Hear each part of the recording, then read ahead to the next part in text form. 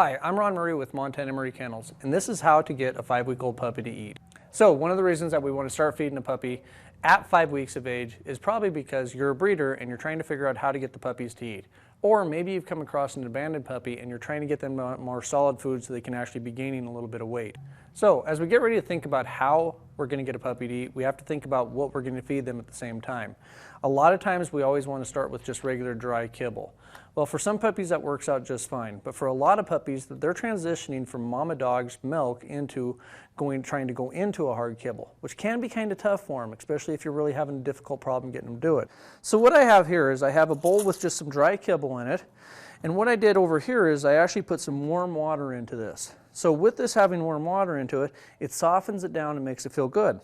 It's not completely soft. There's still a little bit of hard center in there, and there's actually still some hard pieces in here that the puppy has to get used to crunching on.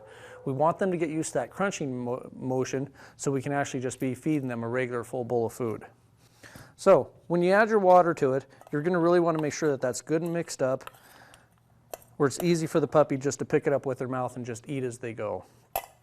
So when you start thinking about how much food you're going to actually give the puppy, one of the things is we don't want to underfeed and we don't want to overfeed either. Let's say you have a 5-week-old puppy that weighs only about 3-4 pounds. You're going to need just a very little bit amount of food, maybe about a quarter cup or so.